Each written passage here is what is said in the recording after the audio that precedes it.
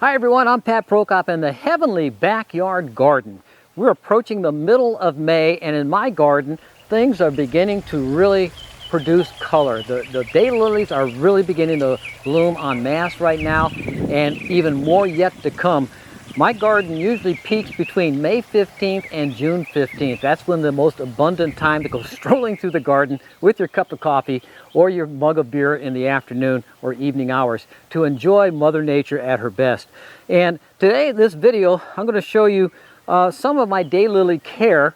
Also, in the vegetable garden, I'm going to be harvesting my potatoes. The red potatoes that I planted in early February, right around Groundhog Day, February 2nd, I'll be digging up today, some of them anyway. And also the dahlias are waking up, and it's time to plant dahlias. So I'm going to show you how I use my techniques to planting my dahlias here in the Heavenly Backyard Garden. So stick around and welcome to the garden. I'm going to be planting a dahlia tuber this afternoon. This is a variety called Santa Claus. It's going to grow about this high, and it's a red and white striped dahlia. It looks really good. But anyway, I already have the label made, Santa Claus, right here. And these are the tubers right here. This is the way the tubers come if you order them through the mail or from in a store or so forth. And they're kind of like potatoes, and there is a little eye located around, just like you see on potatoes. The potato have the eyes. And you want to take the make sure the stem portion is up, and if you see the eyes already growing, that's a good start that the dahlias are waking up. They wake up on their own good time, whenever they feel like it, but usually in the springtime they do come up. Here's another one with a bigger eye coming in on it right now.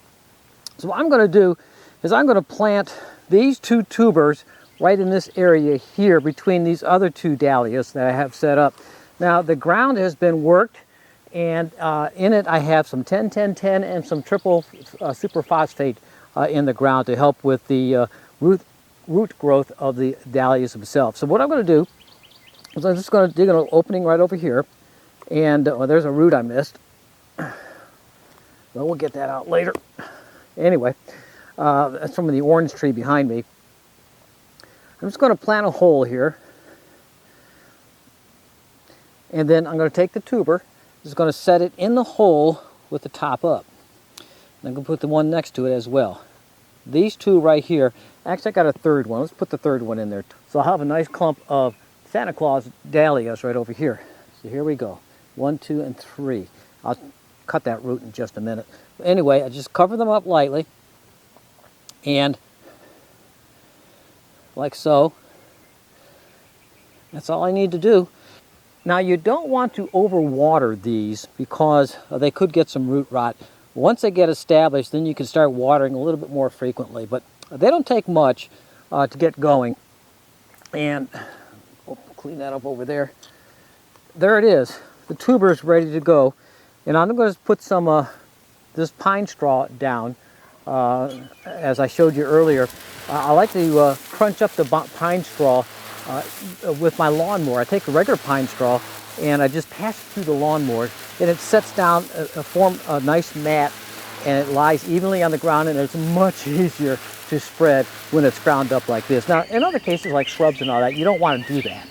You just want to put the whole pine straw down and have a fluffy layer there. But what I want here is to form a mat to help keep the weeds out, but let the water in and the air through at the same time. And the dahlias will like that. The mulch helps with several things. Of course, it helps with the weed control, and also helps with the climate control. It helps stabilize the temperature somewhat, not reaching extremes from cool in the morning to hot in the afternoon.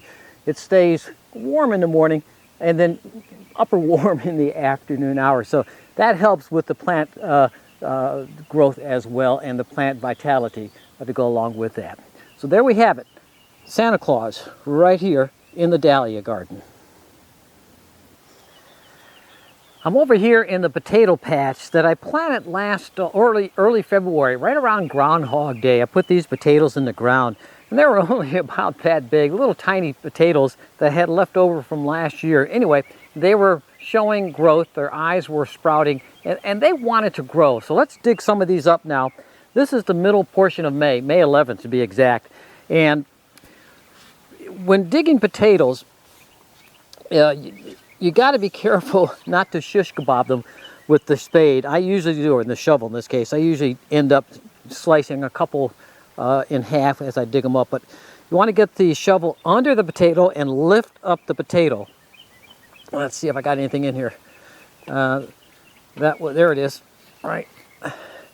Let's dig up, lift, and there's a potato right there. Here's one right here. I've done better. There's another one here. This is all from one plant. And so I got 4 right there. There's a nice one right here. Yeah, it looks like, you know, panning for gold here. And there you have it. Just from this one small area right here, I planted a bunch of potatoes that were destined for the compost heap. They were little bitty guys, but they had little eyes and they wanted to grow. And this is the crop that I got from just this little small area here. I got more potatoes planted further in the garden, but they're not quite ready yet. But this is my first crop of potatoes. Now, here is a common problem with daylilies, is the browning of the leaves as the temperature gets hot. And it's nice to have these nice lush green leaves, but these brown leaves, they get in here and they're unsightly and they're not healthy for the plant. Most of the time, or a lot of the times, they are just from the changing of the temperature as the afternoons warm up. Some of these leaves will turn brown, but there's another problem and cause as well, and that's called daylily rust. And it's a fungus, and if not controlled, it will take over an entire area. So what you want to do is control the fungus. You could spray with a copper type fungicide and other products that will help the plant fight off these fungus. It's also important, if you can, don't let the plants go to bed wet at night. But in this climate, that's going to happen regardless because we get so much dew out here. It's going to be wet throughout the nighttime hours. But what you want to do when you see something like this is you need to clean it up. And you just got to start pulling off these dead branches. And keep in mind, if you pull off one at the base, there's a complement on the other side. Even if it's green and you pull this side off, the complement leaf on the other side will eventually die. So keep that in mind when you're pulling off the leaves. Make sure you get them all. And you just got to start pulling away. And it takes a little time and effort, particularly when you have about 300 daylilies out here like I do. But anyway, pulling them off and cleaning it up. And what you want to do with these leaves here is you do not want to compost them. No composting. These could have funguses on it, and or is it fungi?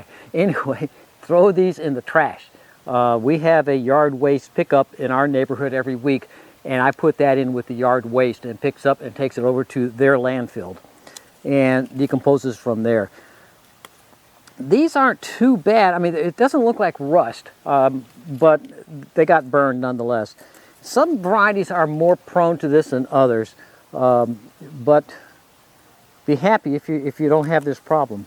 If the weather stays cool, you're not going to have this problem, but here in the Savannah area, it gets mighty hot, and we got a lot more heat on the way. Anyway, I'm just going to clean this up, and I'll come back to you when I'm all done. All right, there's the before and after. And look at the difference. Before, after. See, it looks a lot better. Also, when you spray your daylilies for the fungus, using the fungicide, don't do that during the daylight. You don't want the sun burning. You can do that at night. I use my sprayer at night. Plus, if there's any insecticide in there, and it's not a bad idea to mix in some insecticide, it won't be affecting the bees if you spray at night. Plus the fact that if you let the fungicide dry at night, overnight, it'll be absorbed more so in the plant instead of being evaporated away from the sunshine. Plus the sun won't burn your plants that way either. So I see I missed a leaf right here. Let's get this guy. See, a little brown there. Okay. Well, I hope you enjoyed this video. I mean, I always love strolling through the garden, showing off the garden, and I get a great amount of pleasure each day by grooming the garden. That's deadheading the daylilies that they bloomed yesterday. The ones that bloomed yesterday, they'll look like pop balloons the next morning. And to groom the garden, you want to pop those dead blooms off and allow the new growth to let them shine in their glory as well. And the Heavenly Backyard Garden, one of the things I produce on this channel, this is my weather and nature channel, and I'm eventually going to be migrating all the garden videos to my new channel that I'm developing, Pat's Heavenly Backyard Garden, and that'll be coming soon.